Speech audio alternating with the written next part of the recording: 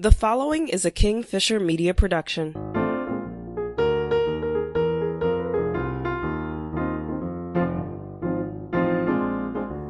You are listening to the What I Like About You podcast. On this show, what we like to do is to have conversations with people that we don't think we've got much in common with and try to see if that's true or if we actually do share some common ground. Today, we've got actually a really interesting guest for you.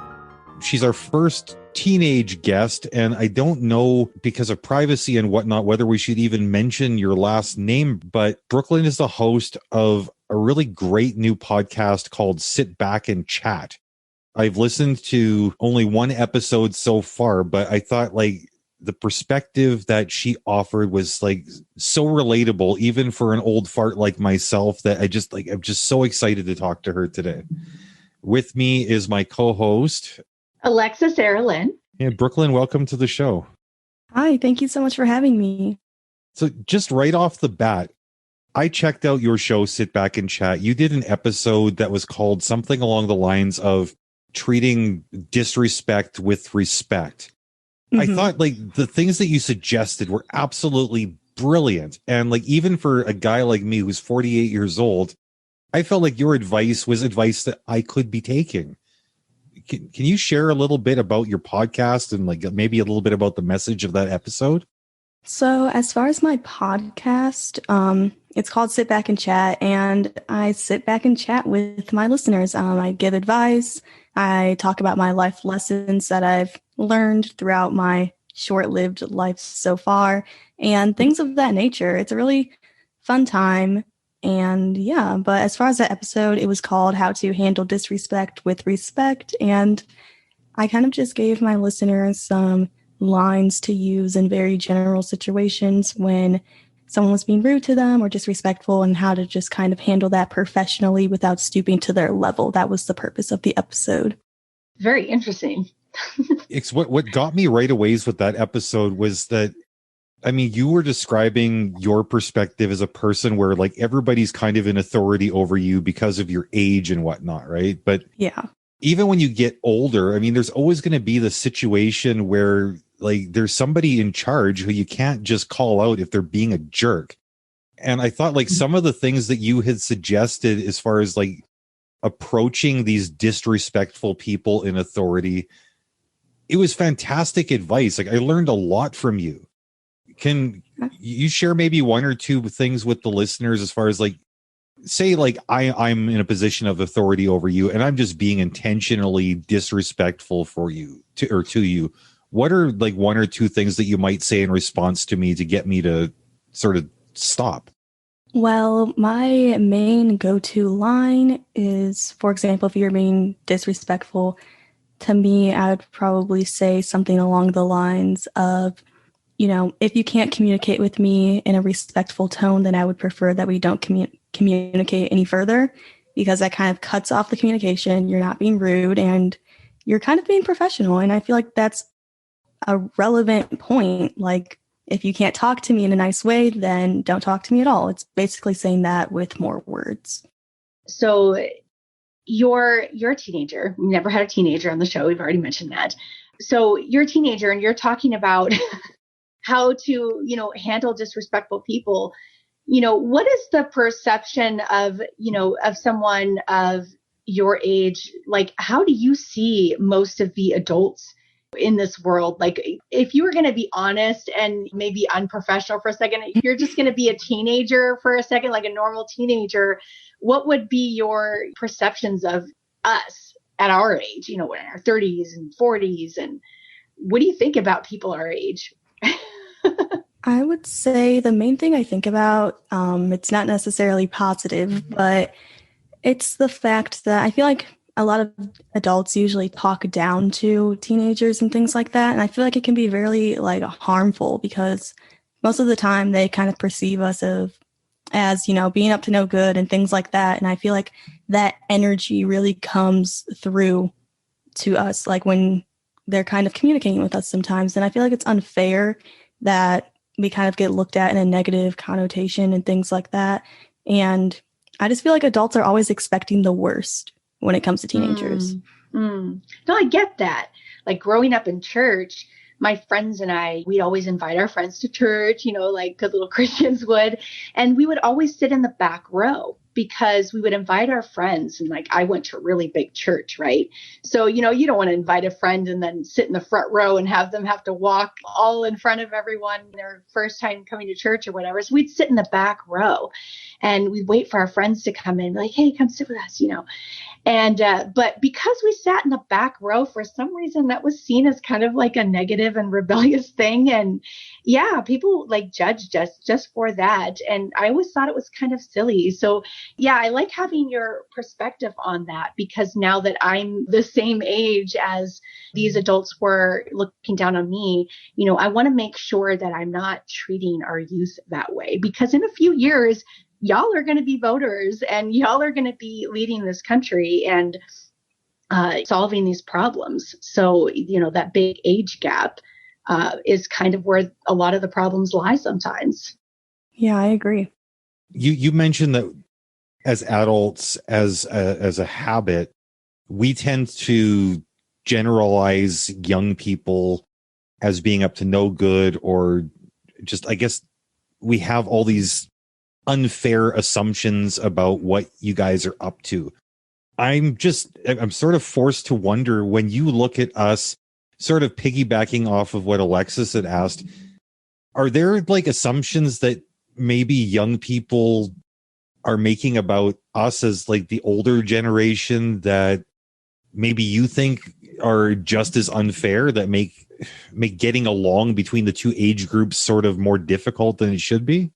I would say, in a way, most, teenagers perceive adults as, I would say the type of energy that some of adults give is like their way or the highway. Like, I feel like sometimes adults aren't very open to hearing what teenagers have to say. So even if a certain adult isn't like that and wants to hear what you have to say, most teenagers just kind of put up a wall with adults.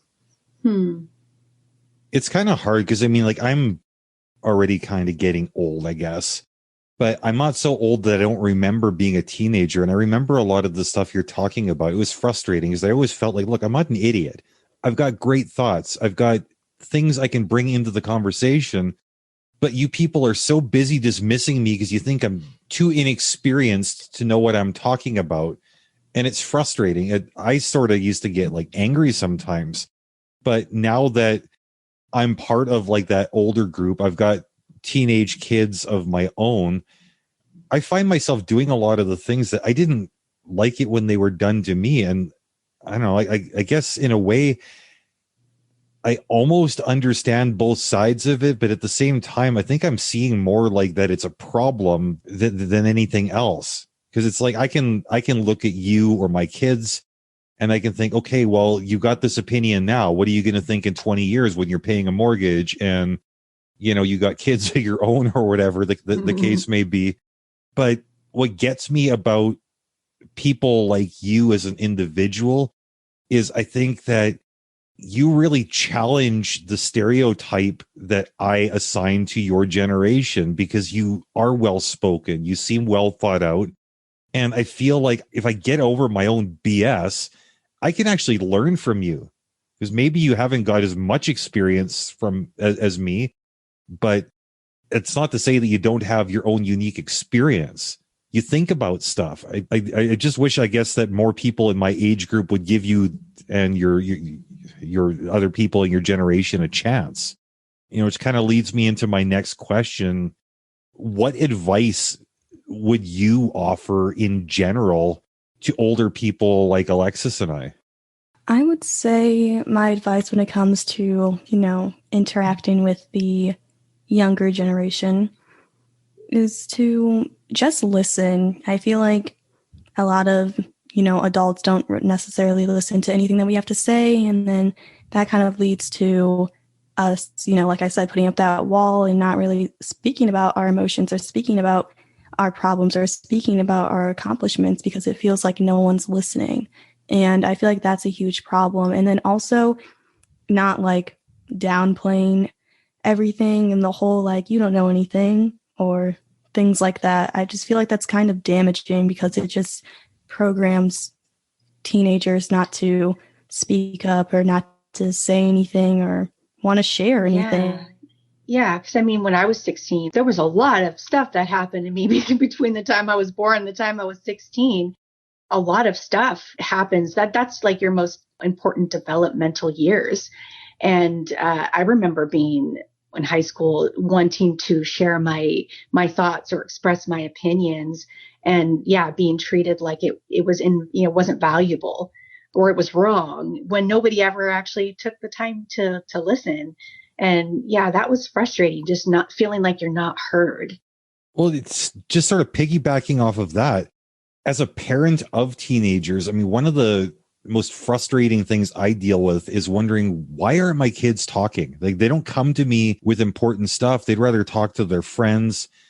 I ask, how was school? They say fine. And then I find out later, well, no, there was some pretty serious stuff going on. And I was always thinking, like, what is wrong with young people? But I'm realizing now that the reason that we get these kind of like generic answers is maybe because, like you're saying, Brooklyn, we're not treating you like your voice matters anyways. So why the hell would you come to us when you got things going on? Like, I don't want to like pry into your relationship with your parents too much, but are they people that you feel that you can go to when you've got things you need to say? Yeah, my parents most definitely listen to me when I have to say and things like that. And I always go to them when I need them, but most of the time I can figure things out myself. I'm a very independent person. Right. Mm-hmm. Like, how does your parents' approach kind of differ from maybe some of your friends' parents? Because I'm assuming you and your friends talk about this stuff. I would say my friends' parents, they don't necessarily listen, but also when they do listen, it's kind of a blame game. Like, they want to kind of shift the blame or figure out who to blame. And it turns into rather a conversation, more of an argument. And why aren't you doing this? And why aren't you doing that? And you're probably upset because you're sleeping in too much or whatever. Like, you know what I mean? Like, just bringing up stuff that has nothing to do with what anyone's talking about, trying to point blame at someone. Mm. That's actually a really interesting perspective. Now that you say that, I realize that I'm guilty of some of those things myself. Yeah, I feel like when blame is being placed, there's no more room left to have a conversation and actually solve the issue. So obviously, like, I think you've identified like some things that parents in general do kind of wrong. Yeah. For the parents that are doing things right, like, we figured out with you, I think pretty quickly, we made the assumption that your parents must be pretty amazing people because you seem like a pretty amazing person yourself. And like, that doesn't usually happen by accident. And I don't want to like give your parents all the credit for who you are. Obviously, like, you're driving your own bus and like, I think you're doing a fantastic job of it. But I'm just wondering, like, when you do have conversations with your parents, are there questions that they don't ask or that parents in general maybe don't ask that you wish that we would ask a little bit more often? I would say for me, well, not even for me, I would say in general, parents should ask more rather than, how are your grades looking and stuff like that. Because I feel like a lot of parents, like, really all they ask questions about are school related things. But I feel like more parents should be asking their kids, what are your passions? What do you love to do? Like, things like that. Mm. So we kind of turn things into a performance review and you want us to get to know who you are. Is that what I'm understanding? Exactly. Because I feel like a lot of parents don't even necessarily know a lot about their kids, especially in the teenage years most of the time. Like, I have, friends and stuff where sometimes it feels like their parents don't know them at all. And it's really crazy considering that they live with them. Yeah. It's amazing how you can live in the same house and not know anything about that person, not really know what's going on in their head. I know if my mom knew exactly what was going on in my head, at the time when I was a teenager, she probably would have been a little shocked. But I didn't feel like I could approach my mom about certain things. And that was a little bit rough. But I'm kind of glad that you touched on that. Like, you wish parents would just ask you more about you and who you're, what you're all about. And it's not just about school. It's like, what do you want out of life? And I was just going to start asking you some of these questions. So I guess it's kind of a good place to ask you. But, what are you all about? I mean, as someone of your age, I mean, what have you learned and what have you discovered? And do you have any passions in your life?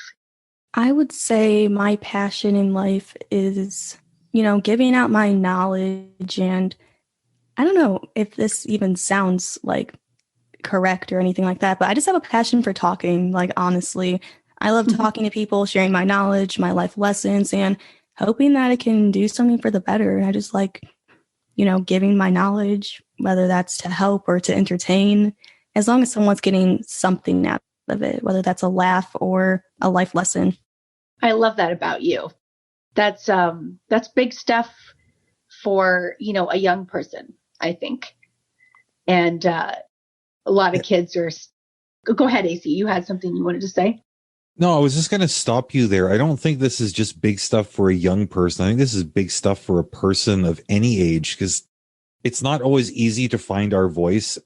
I don't feel like I have more to say now than I did when I was younger. It's just I've got a little bit more confidence to say what I've got to say. But a lot of that confidence, I think it comes from places I hadn't really stopped to think about until we started talking to Brooklyn, because people take me seriously now because I'm older. Mm-hmm. So it's easy to be confident in a supportive environment. It's not always easy to be confident in an environment where people don't really want to listen to you. And so like with you, Brooklyn, like you're obviously coming from a place that's like that. Adults are looking at you and thinking, okay, well, you're like this young kid, whatever. I don't know, like if you podcast because it's just easier to sidestep all of that, or if podcasting is just like the platform that is comfortable for you for some reason. But either way, I mean, your voice is being heard and you've got great things to say. All right, this is one of the byproducts of getting older. I had a question and it just sort of slipped out of my head. It happens. Do you want us to give you a minute? No, just go ahead. Okay. Well, I had a question for you, Brooklyn. What advice would you give to someone else, no matter how old they are, somebody who maybe feels like they're not being heard? What would you say to them?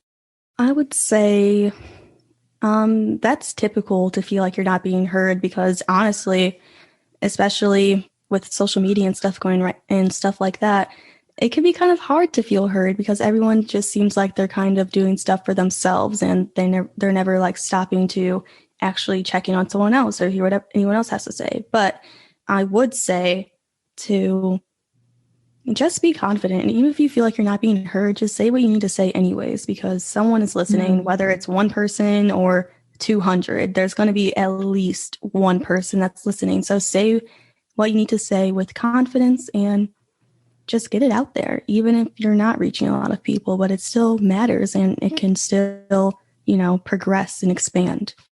You sound so together, like you're the kind of person I want to be when I grow up, if that doesn't sound stupid. Kind of leads me into my next question. Like, do you feel grown up? I would say in my mindset, I feel like, I wouldn't want to say an old soul, but I do feel like I'm kind of on a different page than most of the people my age, or just most people in general. I don't know what it is. I don't know how it became this way, but I do feel like there's something to me in my mind and the way I think. And that can to relate to people sometimes. Yeah. I like that answer. I remember, well, I mean, at every stage of life, especially in younger life, I mean, I spent a lot of time wrestling with that question myself. Do I feel grown up? I mean, in a lot of ways, I'm a child, like I'm a grown ass man. And it's like, I wonder, why can't I have toys in the bathtub? I mean, like, that's my mindset. But at the same time, like, I feel like, okay, well, all the evidence is there. I am grown up, but I've always felt kind of conflicted. Like, part of me is very young and part of me is very not young. And I think it's kind of cool that, you know, it sounds like you're kind of like having a similar experience, because you're like this old soul, but at the same time, like you recognize that you're a young person with young passions, young energy, all this stuff. But do you think that as people, we get too hung up on like age as a concept? Yes, I definitely agree with that. I feel like, especially with the older generation, I feel like with the older generation, it's more about age than it is with the younger generation, because when I'm talking to people from the older generation, like the one thing that they always bring up is my age and, oh, wow, like you're doing this at your age, and it just keeps coming up and coming up and coming up. And it's just like, yes, I am the age I am, but why can't we talk about other things like who I am, what I do, rather than my age? Because I don't know, I just don't think it matters. Right. I felt like it took forever for people to stop saying that about me. It wasn't like it ended when I was 18. It kept going on into my 20s. Oh, but you're so young. Oh, but you're so young. People still say it to me. I'm 38 years old, and people say, oh, but you're still so young. It's like, I'm just a human. Okay. I'm just passing through, and like age is just a number, and, and all those things. I get frustrated about that too. But you as a person, I would say, I would maybe ask, like, maybe this might sound like a dumb question, but it's like, what do you see yourself doing as an adult who sees that 16-year-old kid who's got it and who's got something special going for them, and they're communicating and they're talking with people? And where do you see yourself as an adult?